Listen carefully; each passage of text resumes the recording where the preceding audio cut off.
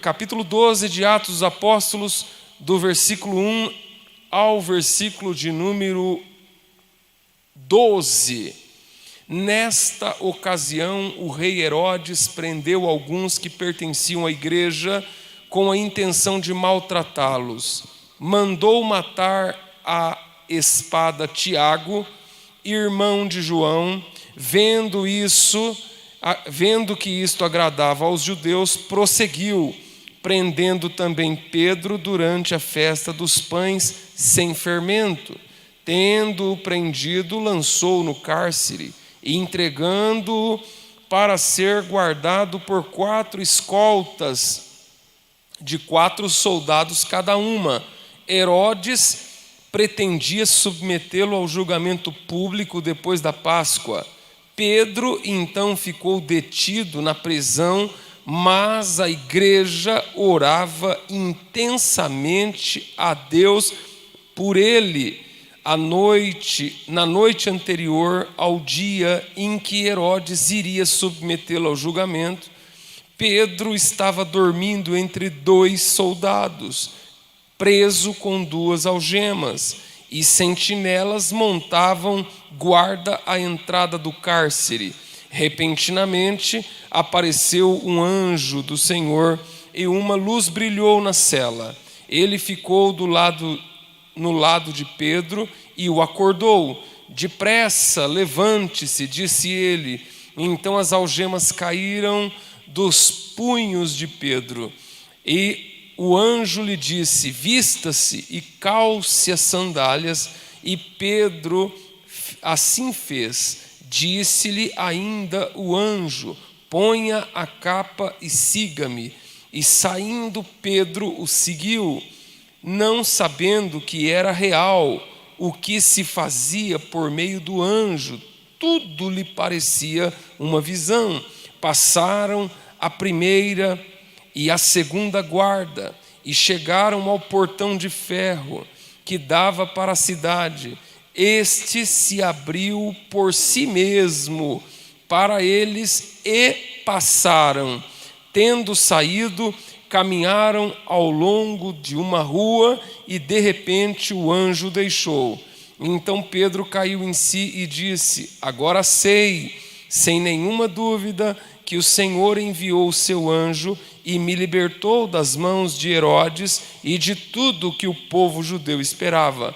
Percebendo isso, ele se dirigiu à casa de Maria, mãe de João, também chamado Marcos, onde muita gente se havia reunido e estava orando. Louvado seja Deus. É a mensagem que Deus nessa noite colocou no meu coração para transmitir a tua vida. Eu gostaria muito que você abrisse o teu coração e prestasse atenção no que a palavra de Deus nesta noite nos revela. Louvado seja o nome do Senhor. A igreja do Senhor sempre foi alvo de perseguições. E nos dias em que nós estamos vivendo, não são dias diferentes, não são dias que diferem da realidade que está exarada, que está lavrada aqui nas páginas sagradas e santas das Escrituras, meus irmãos. A Bíblia diz que Herodes estava agora contra a igreja. Herodes já capturou, manteve sob custódia o Tiago e em seguida mandou matar o santo apóstolo do Senhor. E agora capturou Pedro também e colocou no cárcere. Louvado seja o nome de Jesus. E Herodes estava percebendo que isso estava dando popularidade. Herodes estava percebendo que isso estava lhe rendendo popularidade e apoio da opinião pública da maioria de judeus que queriam ver a supressão e o fim da igreja do Senhor. Mas a igreja do Senhor não é uma obra de homens. A igreja do Senhor não é um trabalho de natureza humana, mas é um trabalho de natureza divina. Quem ergueu essa obra é o Senhor.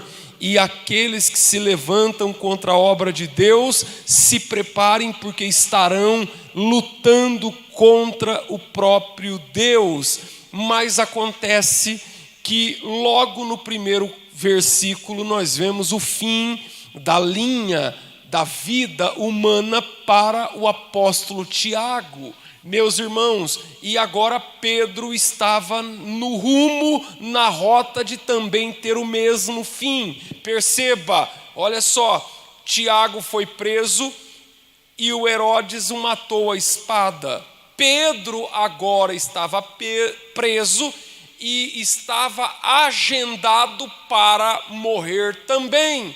Mas Tiago morre e agora a história com Pedro é outra. A história de Tiago não se repete na vida do Pedro. E eu preciso que você entenda isso. Eu preciso que você entenda que Deus tem um plano específico para você. Eu preciso que você entenda que Deus tem algo específico para você. O que é para Pedro é para Pedro, e o que é para Tiago é para Tiago. Você não pode querer. O Pedro poderia ter entrado em colapso emocional. O Pedro poderia ter entrado em parafuso, poderia ter entrado numa paranoia. Por quê? Porque o Tiago havia acabado de ser morto. E ele poderia falar, ai, eu também vou morrer.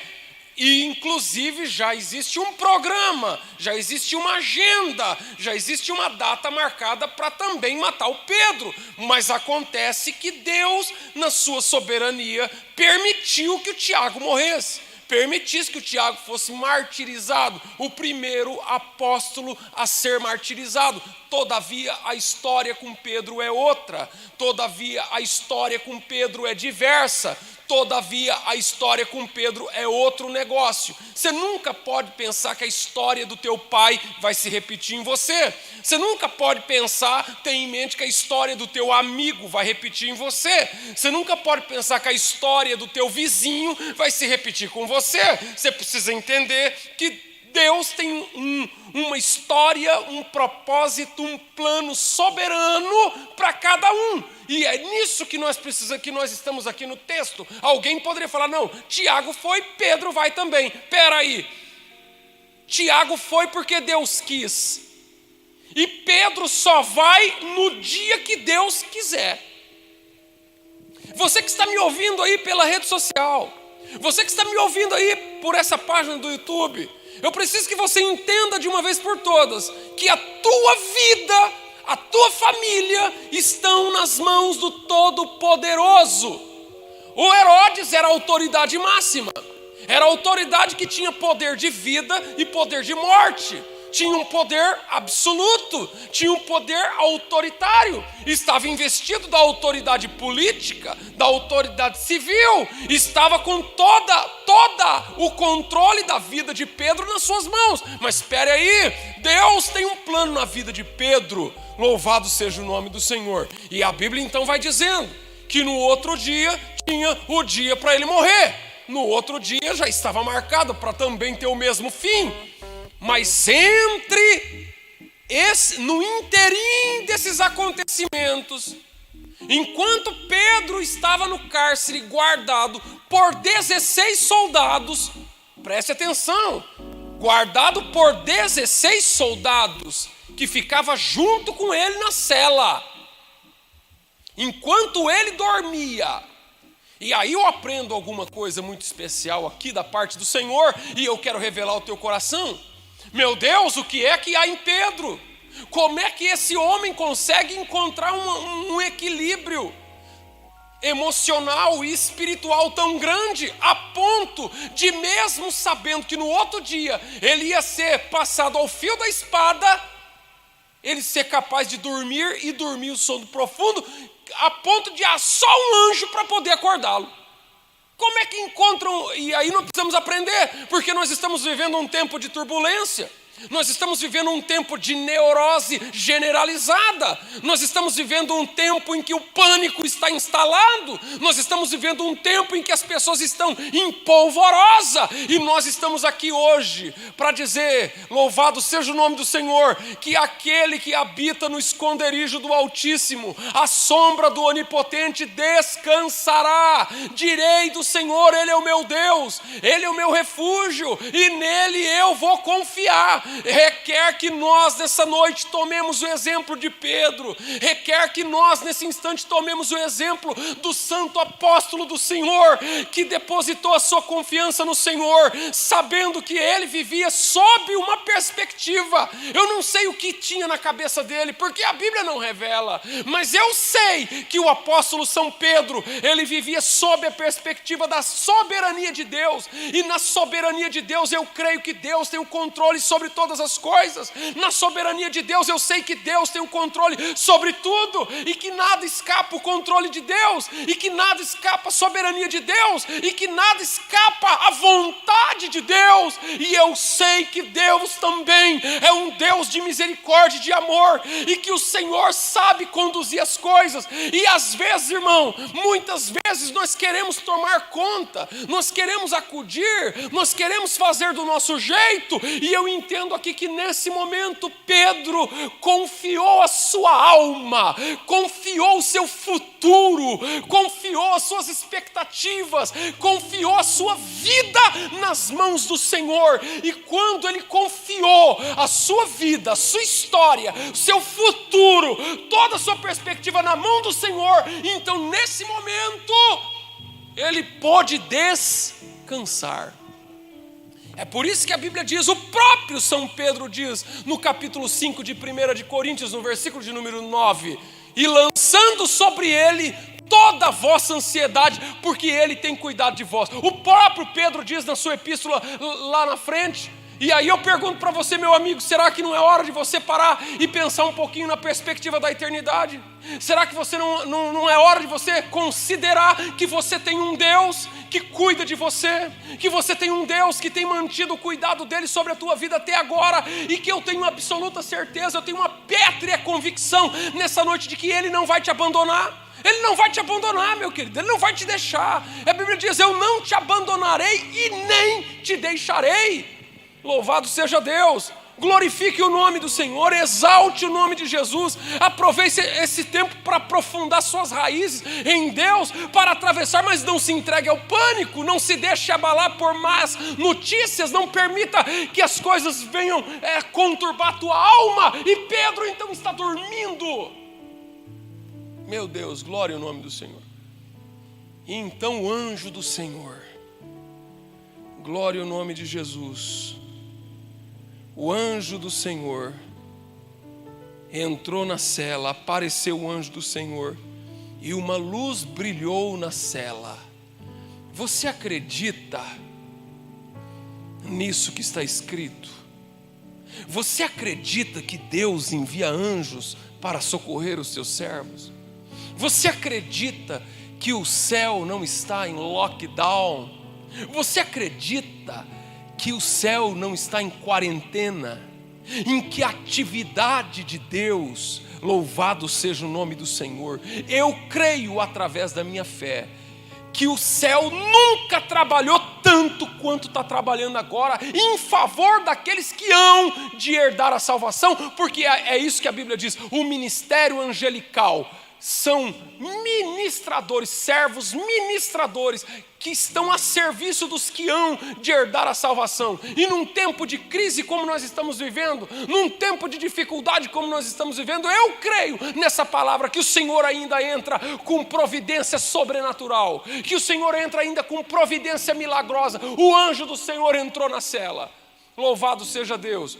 Herodes estava programado para matar o Pedro logo no dia seguinte, mas nesse interregno nesse intervalo de tempo, nessa fração de tempo, vem a providência de Deus para socorrer o seu servo, para socorrer o seu filho, para entrar em providência. E eu quero ministrar na tua vida aqui agora, que o Senhor está entrando em providência para te ajudar, que o Senhor está entrando em providência, que o Senhor não vai deixar essa situação transcorrer desse jeito. Talvez você esteja com a pior das expectativas, humanamente dizendo, qual é a expectativa de Pedro? A pior, humanamente dizendo, o que Pedro pode esperar? O fim. Mas na verdade aqui não é o fim, porque Deus está entrando em providência. Louvado seja o nome de Jesus, glória ao nome do Senhor.